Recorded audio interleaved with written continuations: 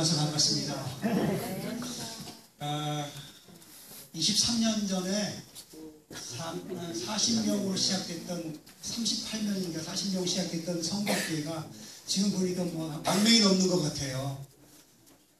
정말 대단한 발전과 또 큰 부흥이 눈에 보이는 것 같아서 너무나 감사하고요. 감개무량입니다. 특별히 제가 교회 사진을 좀 캡처해 왔는데 새로 지은 비전 교회인데 너무 멋있어요. 성곽교회가.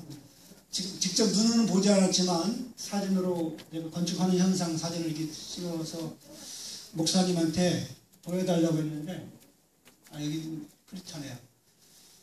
앞으로 이렇게 변경된 교회의 모습을 보니까 앞으로 정말 가슴이 설렙니다. 비록 성곽교회를 떠났지만 아직도 첫사랑이 묻어있는 첫 부임지라 정말 잊을 수 없는 교회라면서 이 집사람과 저희가 오면서도 성곽교회는 정말 우리가 23년 목회 동안 잊을 수 없는 교회다.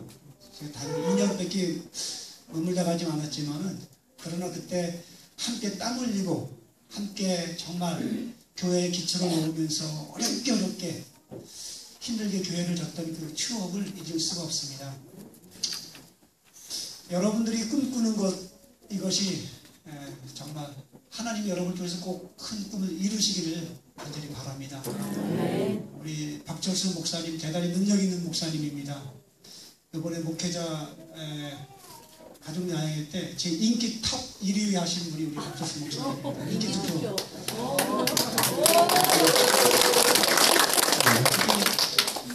여성스러울 정도로 야리야리하게 보이는데 아주 강단이 있고 영성 있는 우리 목사님이 이 성곽교회에 오셔서 지금 한 8년 됐습니까?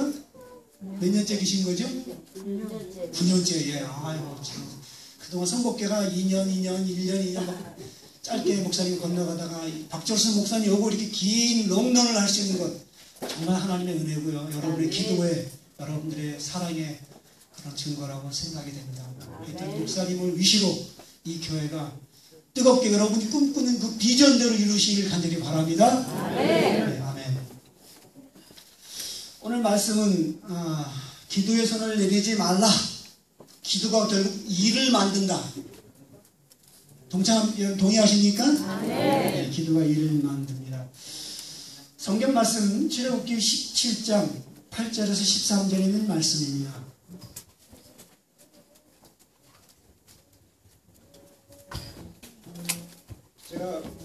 제가 봉독하겠습니다. 마이크를 빼시죠. 때에 아말렉이 이르러 이스라엘과 르비딤에서 싸우니라. 모세가 여호수아에게 이르되 우리를 위하여 사람들을 택하여 나가서 아말렉과 싸우라. 내일 내가 하나님의 지팡이를 손에 잡고 산 꼭대기에 서리라. 여호수아가 모세의 말대로 행하여 아말렉과 싸우고 모세와 아론과 훌은 산 꼭대기에 올라가서 모세가 손을 들면 이스라엘이 이기고 손을 내리면 아말렉이 이기더니. 그 다음에 12절 13절 같이 한번 읽어보겠습니다. 시작.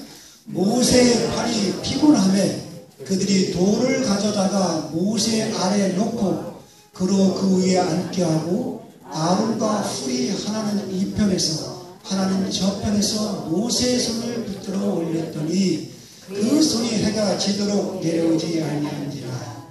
여호수아가 칼날로 아말렉과 그 백성을 쳐서 파하니라. 아멘. 예, 제가 여러분 성경절을 읽어드렸는데요. 제가 좋아하는 사회학자 커밍워크라는 이 사회학자가 사람이든 어떤 단체든 교회든 간에 성공하려면 이 네 가지가 꼭 필요하다는 그런 역설한 이야기가 있습니다. 이 네 가지는 첫째는 이 머리가 두뇌 회전이 좋아야 되고요. 그 다음에 두 번째는 지식과 기술이 필요하다고 합니다. 이것이 없으면 성공을 할 수 없다고 합니다. 머리와 지식, 기술, 그 다음에 네 번째는 그 일에 대한 태도가 어떠냐가 중요하다고 합니다. 근데 이 네 가지 중에서 한 사람의 개인이든 한 교회든 단체든 그 일이 어떤 일을 성공하기 위해서는 이 네 가지 중에서 가장 중요한 93% 차지하는 게 있어요. 뭘까요? 예? 아유, 네 가지 중에서요. 예, 93% 성공을 결정적인 요소가 있는데 그것은 바로 태도. 머리가 좀 부족하고 기술이 없고 지식이 없어도 내 마음속에 그것을 할 수 있다는 가능성과 긍정적인 마인드, 긍정적인 태도를 가지면은 그 일은 성공할 수 있다 없다? 있다. 있다. 낙관적인 태도, 긍정적인 태도, 가능성과 꿈을 갖는 태도. 우리의 삶을 결정하는 것 중에 많은 사람들이 환경에 좌우된다고 하지만 아닙니다. 환경에 대한 우리의 태도에 따라서 환경을 뛰어넘을 수 있는 것입니다. 그래서 예수님께서 사도 바울을 통해서 빌립보서 4장 13절에 말씀했습니다. 내게 능력 주시는 자 안에서 내가 뭐라고요? 모든 것을 할 수 있느니라. 아멘. 아멘. 예. 여러분, 기독교의 역사는 하나님의 능력이 함께한 사람들의 역사입니다. 가만히 보십시오. 감옥에서 그들은 사자굴 속에서 극한 광야와 극한 환경 속에서도 그들의 입에서 찬양이 나오고 그들이 거룩한 능력을 통해서 하나님의 말씀을 담대하게 외치고요. 그들이 어떤 역경을 통해서도 능히 극복할 수 있었던 그 힘의 비결은 어디부터 왔다고요? 하나님으로부터 능력을 받았지만 그 일에 대한 태도에 달려있어요.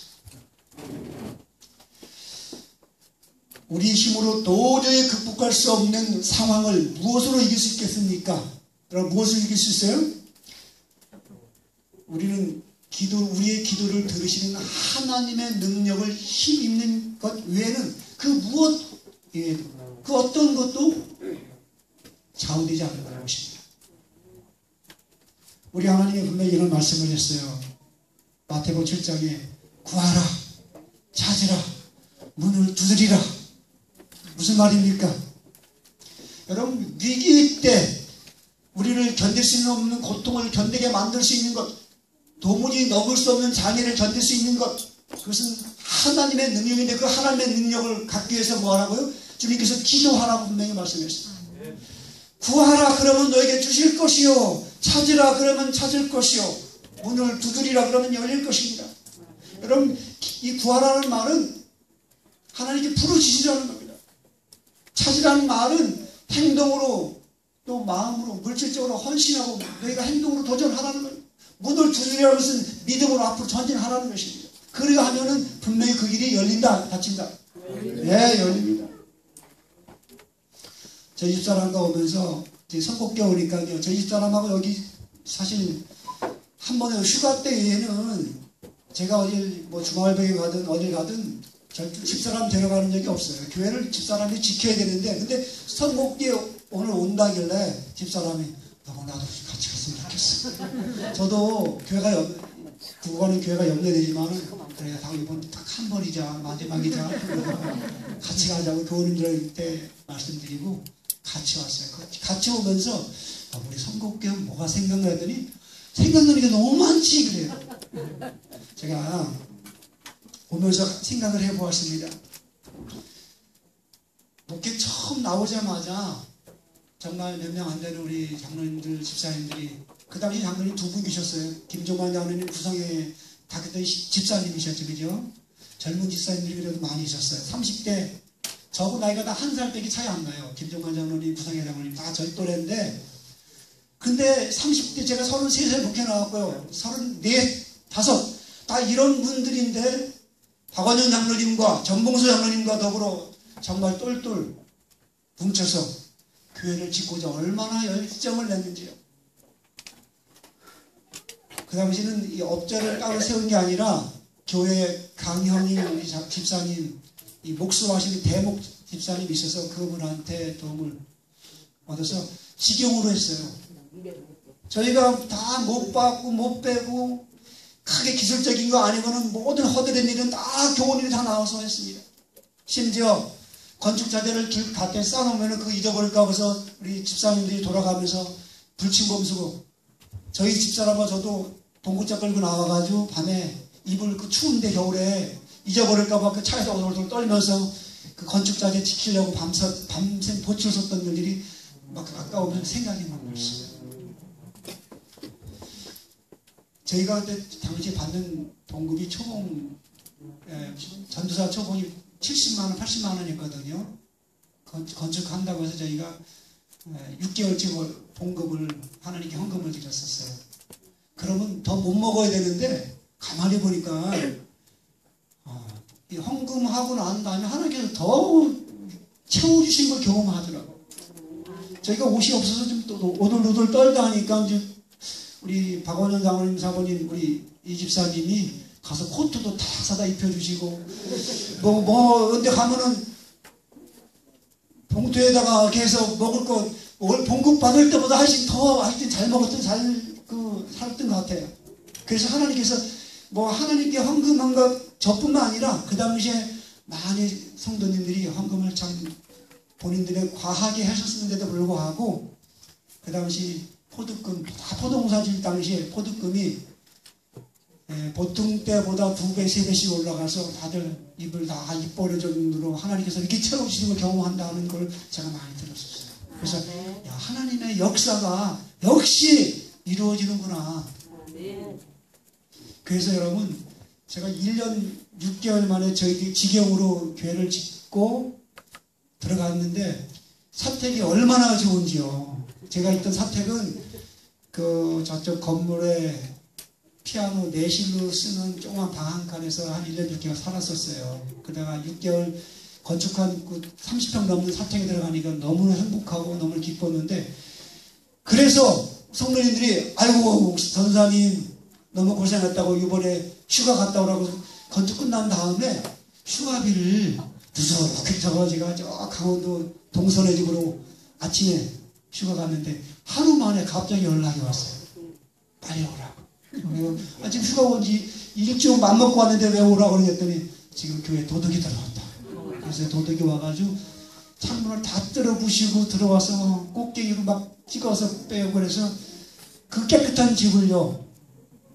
돈을 찾다 없으니까 다 뒤지고 없고 나중에는 이 거지 같은 집아 제발 돈 좀 낳고 하라고 딱 벽에다 써놓고 가가 저희가 아주 기가 막힌 경험을 했어요. 근데 제가 놀라운 것은요.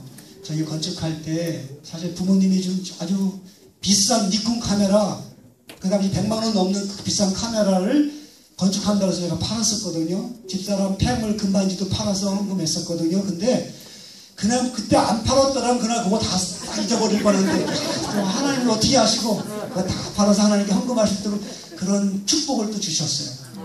그런데 다 뒤집어 엎어놓는데 저희가 시조받은 헌금하고 11조 받은 헌금은 책상 서랍 가격 속에 가지런했는데 그거는 또 하나님께서 눈을 감추셔서 그거는 안 가져가게 하고요.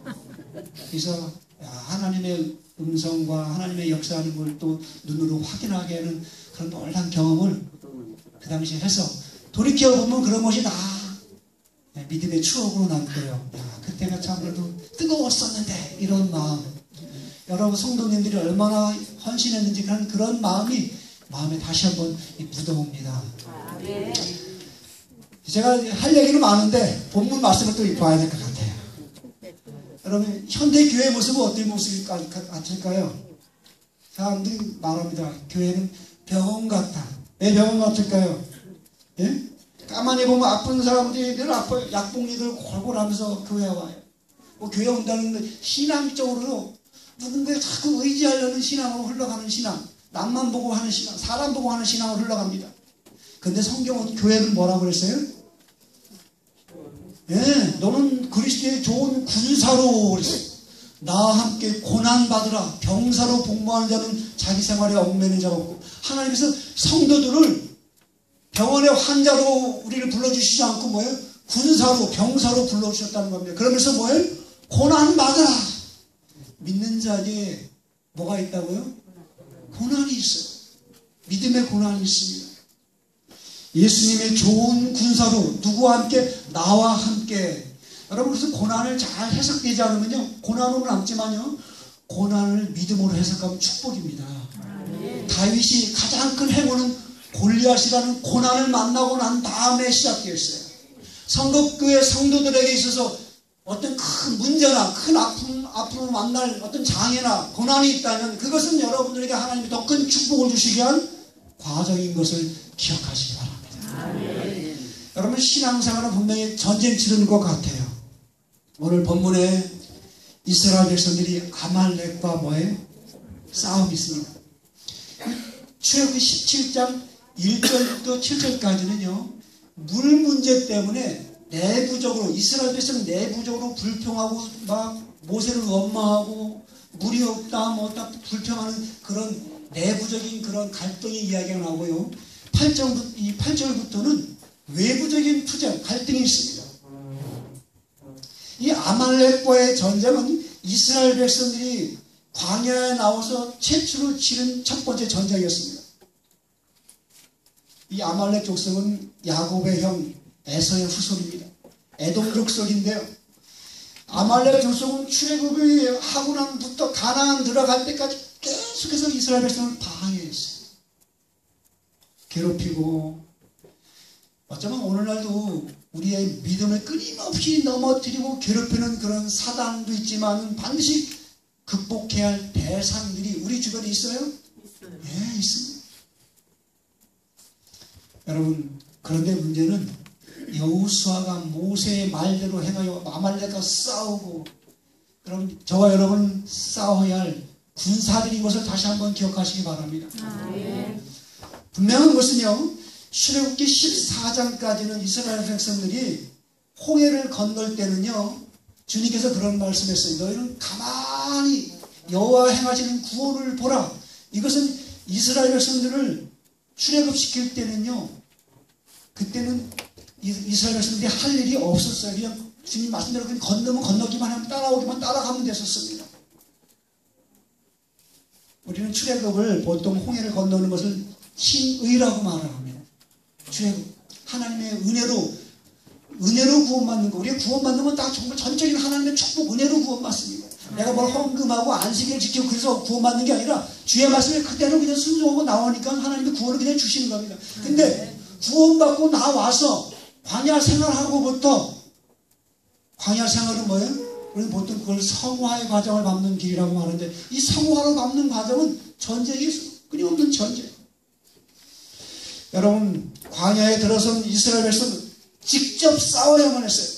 출애굽할 때는 주님이 싸웠지만은요 광야에서는 주님께서 그래도 한번 이렇게 한번 해봐라.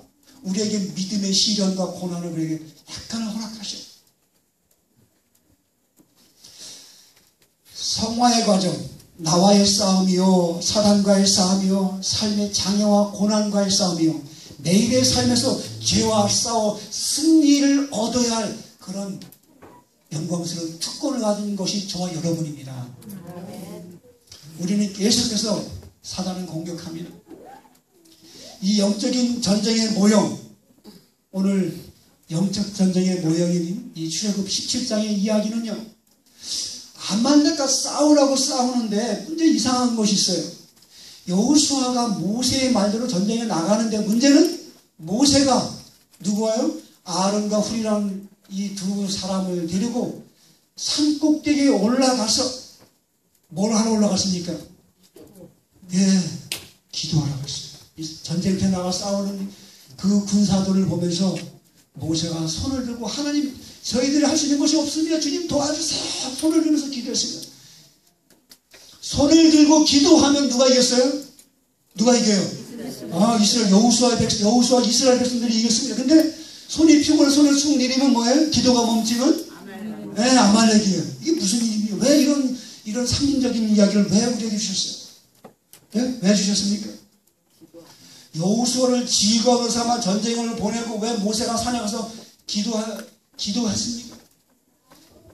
이 영적인 싸움, 이 성화의 과정으로 이 광야 같은 이 세상을 지나가는 싸움에는 분명히 전쟁이 있는데 그 전쟁은 인간의 힘으로만 될 수 결코 없다는 사실입니다. 그렇다고 하나님의 은혜로만 되는 것이 아니라 우리의 뭐가 필요해요? 우리가 나가서 싸우는 싸움도 분명히 필요합니다. 그러나 뒤에서 보여지는 영적인 기도의 싸움이 더 큰 싸움이 있는 것입니다. 자신은 아무것도 하지 않고 기도만 하는 사람이 있습니다. 자신이 해야 할 일을 전혀 하지 않고 하나님의 도움만을 구하는 사람 성공할 수 없습니다. 반면 기도를 하지 않고 자기 힘으로 다 하려고 하는 사람, 내 힘으로, 내 능력으로 그것도 이루어질 수 없어요. 하나님의 말씀으로 나아가서 믿음으로 헌신해 나아가되 뭐가 필요하다고요? 하나님께 맡기는 기도가 필요한 것을 여러분 기억하셔야 합니다. 직장을 다니든 사업을 하든 당연히 맡겨진 일을 열심히 해야 돼. 학생은 공부 열심히 해야 돼. 공부 안 하면서 하나님 도와주세요. 수능 100점 맞게 해주세요. 합격하게 해주세요. 대학날 내친다고 합격됩니까? 아니에요. 우리가 학생으로서 학생 열심히 공부도 하지만 그러나 내가 할 수 없는 부분들 하나님께 뭐 하라고요? 맡기라는 걸, 기도로 매달리라는 것입니다. 우리는 분명히 영적 전쟁에 지금 뭐 하고 있어요? 싸우고 있습니다. 여기 11절에 모세가 손을 들면 무슨 말입니까? 손을 든다는 말은 기도하는 것입니다. 손을 들면 이기고 손을 내리면 뭐라고요? 아말렉이 기도라. 아말렉은 분명히 사단일 수도 있고 우리 주변에 우리를 방해하는 세력들이 있습니다. 여러분, 우리는 이 일을 통해서 눈에 보이지 않는 것이 눈에 보이는 영역을 결정한다는 사실입니다. 눈에 보이는 싸움이 있듯이 눈에 보이지 않는 싸움이 있다는 사실을 여러분이 기억하시기 바랍니다. 안식일 문제, 뭐 여러 가지 사람 살면서 문제들이 참 많아요. 우리 선거교회의 가장 큰 문제는 지금 뭡니까? 뭐예요? 건축입니다. 이 엄청난 큰 비전을 가진 건축을 하는 이 문제. 제가 보니까 저희가 선거교회 지을 당시는 약 2억 정도, 2억 8천인가요? 그게 지금 2억 23억, 거의 10배의 그 비전으로 커졌어요. 그 당시에도 제가 목회 처음 나왔을 때도 비전은 4층이었습니다. 그 당시 이 선거교회가 참 대단한 것은요. 그 다음 20년 전에도 비전이 있었어요. 지하 1층에다 지상 4층이라는 큰 비전을 갖고 엘리베이터 박스도 넣고 그래서 지하에 그 기초가 보통 새끼손가락 하나 그 철근 들어가면 되는데 다 25mm 두꺼운 이만한 철근 정말 들어서 4층을 목표로 했는데 지하하고 1층 하다가 멈춰버렸어요. 참 제가 돌이키면 안타깝고 아쉬웠었어요. 근데 그 아쉬움이 이제 지금 23년 지난 지금에 다시 시작되는 생각 때문에 너무나 가슴이 저도 뛰어요. 여러분도 그렇죠? 여러분도 아마 가슴이 뛸 거예요. 근데 누가 가슴이 더 뛸까요? 하나님도 여러분을 통해서 그 일을 어떻게 일어나실까 아마 지켜보면서 하나님도 가슴이 두근거릴 거예요. 분명히 주님은 도와주십니다. 도와주시는데 여러분들이 어떻게 돼요? 기도하고 또 뭐 해야 돼요? 전쟁에 나가야 돼요. 전쟁한다는 것은 뭐예요? 나를 희생한다는 겁니다. 전쟁터는 죽으러 가는 겁니다. 사실은요. 싸우러 가면서 내 목숨 지키려고 하면 싸움 승리 못해요. 내 거 다 드리고 내 마음 다 드리고 내 생명도 드린다는 마음으로 가면은 주께서 반드시 뭐 하라고요? 이기게 해주십니다. 아멘.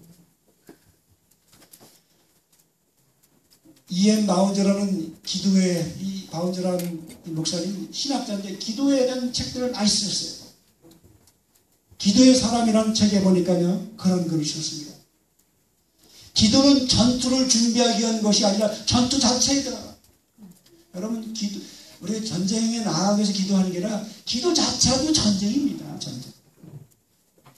모든 사역 중심에 기도가 반드시 있어야 된다는 겁니다. 여러분 건축하면서 매 순간순간 기도해야 돼요. 기도의 끈을 놓치는 순간 분명히 사단이 가만 안 있어요. 신앙은요 기도만큼 갑니다. 신앙의 깊이는 기도의 깊이고요. 인생의 기도보다 결코 앞서갈 수 없습니다. 분명 기도한 그것이 분명 현실이 될 거예요.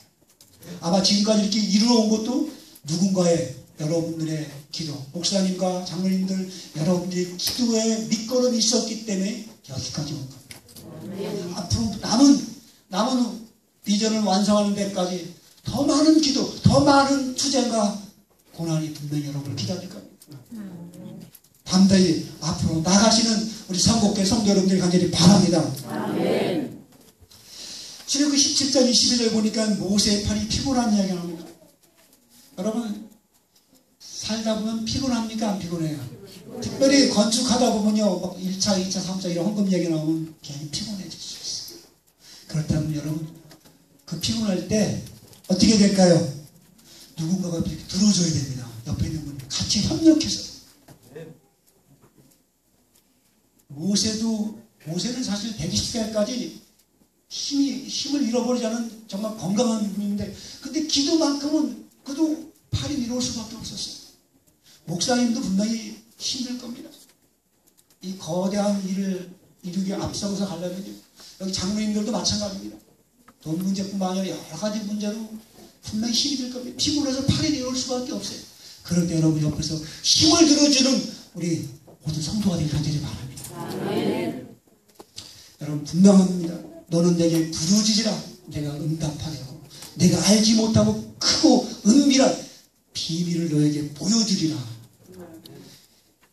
사도 바울은 계속 기도하라 쉬지 말고 기도하라고 그랬어요. 모세가 기도하며 승리할 줄 알았지만은 피곤해서 팔을 내려야만 할 때가 있었어요. 그런데 그 내려야만 할 때 옆에서 번쩍번쩍 들어줄 수 있는 그런 성도 여러분 되길 바라고요. 여기 정로의 계단에 있는 이런 말씀이 있습니다. 같이 한번 읽어볼까요? 보이나요? 네, 제가 읽겠습니다. 잘 안 보이네요. 우리 하늘 아버지께서는 그의 풍성한 축복을 우리에게 부으시려고 기다리신다. 무한한 사랑의 샘에서 마음껏 마시는 것은 우리의 특권이다. 우리가 기도를 그렇게 적게 하는 것은 얼마나 이상한 일인가. 하나님께서는 당신의 자녀 중에 아무리 비천한 자라도 진정으로 하는 기도를 들으시려고 고대하시고 기뻐하시지만, 우리들은 우리의 소원을 하나님께 고하기를 매우 싫어한다. 하나님께서는 무한하신 사랑의 마음으로 사람들을 그리워하시고 저희가 구하고 생각한 것 이상으로 주시려고 하시지만, 그들이 그렇듯 기도를 적게 하고 그렇듯 믿음이 적으니 이것을 볼 때 하늘의 천사들이 시험에 빠지기 쉬운 불쌍하고 무능력한 인간을 어떻게 생각하는 것인가. 예수님께서는요, 겟세마네 동산에서 기도로 밤을 새웠습니다. 갈보리의 십자가의 승리는 겟세마네 밀실에서의 피땀 흘리는 기도가 있었기 때문에 승리할 수 있었습니다. 만약에 겟세마네 기도가 없었다면 예수님은 갈보리에서 분명히 승리하지 못했을 거예요.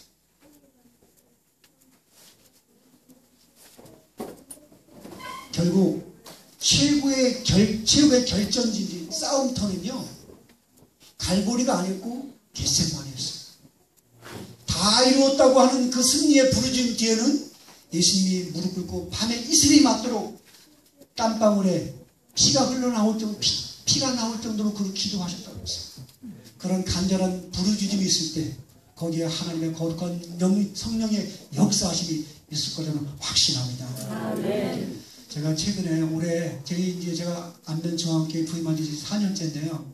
마닐라교에서 제가 3년 목회하고 들어오고 지금 4년째 안면중앙교회 심우하고 있습니다. 저희가 외국 목회를 하다가 들어오다 보니까 우리나라보다 엄청 열악하고 힘든 그런 오지를 많이 봤어요. 그래서 해외 선교를 저희가 매년마다 나갑니다. 선교로 갔다 오면은 뭣도 모르고 따라갔던 초신자들이 신앙으로 완전히 든든한 믿음의 역군으로 바뀌어서 오는 걸 보게 됩니다. 이상하죠? 이 사람이 전투에 나갔다 오면은요, 뭐가 돼요? 군사가 돼가지고 들어가요. 그냥 아무것도 모르는, 총도 제대로 못 쓰는 그런 초보자가 전쟁터 한번 갔다 오면 뭐가 되어 온다고? 역전의 용사가 되어 오는 것과 똑같은 이치입니다. 그래서 저희가 매년마다 선교 봉사를 외국에 나가는데, 저희가 올해 1월 달에 필리핀의 오지에 천병선교사가 봉사하는 곳에 이제 선교를 가는데, 저희 교회에 장로님 가정 옆에서 세를 들어서 사는 한 젊은 형제가 아니라 한 50대 되는 사업하는 한 분이 있는데, 그 장로님의 성화 때문에 이제 교회를 나오는데 한 달에 한두 번 나오고요. 안실만 나오고요. 부인은 일요일교회 다니고요. 개신교회 다니고. 그래서 그분과 그분 아내를 모시고 저희가 기도하면서 이분을 이번에 이제 믿음의 역군을 만들자 하고 그런 계획하에 그분을 모시고 내가 필리핀으로 선교여행을 떠나는데, 선교여행 가기 전에 술을 좀 드시고 왔어요. 살 때도 보면 약간 술이 안 깬 상태로 선교를 가시니 참 얼마나 마음이 아파요. 저는. 저를 모시고 가야 되나 할 정도 가는데, 이분이 해외를 처음 가신대요. 비행기 타는데, 비행기 올라가면 기가 뻥뻥 뚫리면서 이상하잖아요. 막 좀 겁내하더라고요. 근데 비행기 올라가서 1시간 정도 가는데, 제 바로 뒤에 탔는데, 갑자기, 으아아아! 그래요. 그래서 깜짝 놀랐어요. 큰일 났고 봤더니, 발작이 났어요, 발작. 그래가지고, 비행기 갑자기 한 350명 탄 비행기 갑자기 제주항공을 탔는데, 제주항공은 대만에는 노선이 없대요. 근데 갑자기 방송이 나온 겁니다. 지금 비행기에 환자가 발생했는데 대만으로 휴양해야 될 것 같으나 우리 승객 여러분들은 좀 유념해달라고 하는데, 저도 그 당시에 기분이 막 발작하는데 제가 그분을 끌어내서 그 통로에 들고 심폐소생술을 제가 배웠거든요. 그래서 그걸 막 하다가 그 스트레스가 인공호흡이 되고 완전히 비행기가 완전히 막 난리가 났어요. 저희 대원들도 막 갑자기 무슨 벼락 맞은 느낌이었어요. 선교 가다가 갑자기 한 사람이 막 다 죽어갈 정도로 막 거품을 먹고 막 쓰러지고 그래서. 간질이 아니에요. 이게 공황장애래요, 공황장애. 처음 비행기 타고, 그래도 이제 술도 먹은 것도 있고, 여러 가지 연약한 데가 있어서. 그래서 교인 한 명 만들려다가, 제대로 교인 만들려다가 교인 한 명 죽이겠구나 싶어가지고, 제가 얼마나 기도를 한전했겠어요. 그래서 타이페이, 대만 공항에 대해서 5시간 기다리다 보니까, 저희가 마닐라에 밤 11시 도착했는데, 밤 꼬박 세워, 우리 때문에 300명이 다른 승객들이 밤 꼬박 세워서 새벽 7시에 도착한 거예요. 거기에 그분을 공항에 비행기에서 내리고, 선교회장 장로님, 그래서 조금 영어를 할 수 있고, 그래서 선교회장 장로님을 그분과 함께 부인과 해서 3명을 타이페이 공항에 내려서 병원에 입원시키고 저희들은 선교제로 갔는데, 선교제 가면서도 계속 뭐만 나와요? 그분을 향한 기도만 많이 나왔어요. 하나님, 그 영혼 죽지 않게 해달라고. 아니면 그 영혼이 또 혹시 낫더라도 돌아가면 분명히 이 교회는 안 나가요. 교회가 선교로 갔다가 사람 죽을 뻔했다가 교회 안 나오면 어떻게 하냐고. 분명히 교회 안 나올 것 같으니까 하나님 그 영혼을 좀 붙들어 달라고 막 얼마나 기도를 저희가 많이 했는지. 선교지 내내 온 성들이 정말 온전히 대원들 14명이 온전히 기도에 몰입했어요. 선교하면서 계속 그거 신경이 얼마나 쓰이는지 몰라요. 근데 여러분, 선교에 와서도 뜨겁게 감동을 받고 저희가 돌아오는데요, 그분이 완전히 선교 군사가 되어 왔어요. 군사가 되어서. 왜냐하면 본인이 그런 아픔을 경험하면서 같이 갔던 선교회장이 병원에 있으면서 그분에서 기도하고, 우리 모든 기도로 그분이 와서 그 대만에 있는 병원에서는 여기 뇌에 큰 문제가 생겨서 어려울 것 같다는 그런 심각한 그런 판정이 내렸는데, 서울대병원에 가보니까 감쪽같이 아무 이상이 없는 걸로 나온 거예요. 근데 그분 생각에는 하나님이 역사하셨구나 하는 생각을 갖고, 그리고 하나님이 자기를 붙들어 주셨구나 하는 생각을 갖고, 그 아내와 그분이 온전히 교인돼서 뭐 저녁 예배도 열심히 나오고요, 어머니까지도 교회 인도하고 온전한 신자가 돼서, 그리고 헌금 생활도 안 했는데 헌금 생활도 열심히 하는 100% 교인으로 바뀌어져서 나오더라고요. 이거는요, 선교 가서가 아니라 기도의 능력이요, 하나님께 합심하여 성도들이 기도하니까 그 엄청난 장애가 복으로 바뀌는 걸 보게 됩니다. 여러분, 고난은요, 아픔은요, 해석을 잘 하시기 바랍니다. 그러면 그게 축복입니다. 아유, 난 재수 없어서 이렇게 생각하면 그건 재수로 부르르도 남지만, 저는 믿음의 생활하면서 일본 사람들이 그런 재미있는 경험이 있습니다. 갈까 말까 하는 일을 하지 말라. 일본 사람이 신중한 민족성이 있습니다. 먹을까 말까 하는 말은 먹지 말라. 절제력 있고요. 할까 말까 하는 일은 하지 말라. 소심한 민족성이 있습니다. 그런데 4번째 격은 죽을까 말까 하는 데는 죽어라. 결단력입니다. 목숨을 내놓는 특별한 열성, 목숨 내놓는 가미가제 특공대같이 자기 목숨을 던져서 전쟁터에 임하는 그런 결단력이 일본 민족 속에 있을 때예요. 그래서 오늘 일본 민족이 지금 뭐예요? 세계 선진국이잖아요. 우리나라가 지금 일본하고 막 못 길지만은 일본에 갔다 온 분들은 하는 말이 우리가 아직 일본 10년이나 뒤진다고 말이에요. 그들이 그렇게 한 분야에 어떤 기업이든 한 분야에 그렇게 최고로 다룰 수 있었던 것은 그들의 끈질긴 근성과 결단이에요. 예, 제가 여기 느헤미야서 한 성경을 더 하나 좀 읽겠습니다. 느헤미야서 1장 2절 4절입니다. 나의 형제 중 하나니아가 두어 사람과 함께 유다에 이르렀기로 내가 그 사로잡힘을 면하고 남아있는 유다 사람과 예루살렘 형편을 물은즉 저희가 내게 이르되 사로잡힘을 면하고 남은 자가 그 도에서 큰 환난을 만나고 능욕을 받으며 예루살렘 성은 회파되고 성문들은 소화되었다 하는지라. 내가 이 말을 듣고 앉아서 울고 수일 동안 슬퍼하며 하늘의 하나님께 금식하며 기도하여. 여러분, 느헤미야라는 사람은요, 분명히 그 당시 포로로 붙잡혀갔지, 부모 세대 포로로 붙잡혀갔던, 포로로 간 그 사이에서 출세해서 정말 수산성에서 그 당시 페르시아에서 뭐 정말 남부를 거 없는 그런 엄청난 축복과 특권을 누리고 살아가는 사람입니다. 그런데 이 사람 마음에는 어떤 마음이 있어요? 자기의 고국, 자기가 그리워던 예루살렘 성에 대한 그리움이 있고요. 그것이 잘 되기를 늘 기도하는 마음이 있는데 자기 형제 중에 누군가가 와서 예루살렘 성에 대한 이야기, 성이 건축이 되다 말고 회파되고 어려움이 있다는 얘기를 듣고 그가 그 말을 듣고 난 다음부터 밥을 안 먹고 뭐라고 울고 수일 동안 슬퍼하며 하늘의 하나님께 금식하며 기도하며. 이 정도면 느헤미야가 어떤 사람인지 한눈에 들어옵니다. 하나님의 저는 엄청 사랑하고 하나님 백성을 사랑하고. 느헤미야가 여러분 성전을 건축하는 그 이야기는 그가 이 느헤미야 1장이 있고 난 다음부터 그의 마음에 늘 수심이 있었어요. 그리고 늘 마음에 안타깝고 기도가 틈만 나면 기도했어요. 느헤미야 2장 8절에 보면요, 이 1장과 2장 사이는 4개월이 지났습니다. 4개월 지난 동안 4개월 동안 그는 정말 울다시피 기도했는데 8절에 보니까 뭐예요? 하나님의 선한 손이 나를 도우심으로 왕의 허락을 받는 이야기가 나옵니다. 금식 기도하고 하나님께 애타게 하고 하나님의 성전이 무너지면 안타까워하고 그런 마음으로 기도하니까 결국 그 왕이요, 이스라엘 백성들이 성전을 건축하고 이렇게 완성되는 걸 좋아하는 사람이 아닙니다. 자기 속국이 잘 되길 바라는 게 아니었어요. 그러나 이 왕의 마음을 움직이는 그 힘의 배경은 뭐예요? 한 사람의 그런 간절한 눈물 어린 기도가 있었기 때문에 그 사람의 마음을 움직이더라는 말입니다.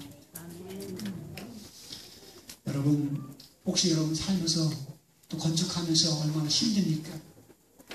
우리가 참 기다리는 것도 필요한 것 같아요. 느헤미야가 요 4개월 동안 시간이 흘러가면서 다 기다리는데 너 왜 수세기 그리니 얼굴 왜 그 모양이야? 왕이 그 말을 듣자 느헤미야가 쫄았어요. 큰일 났어요.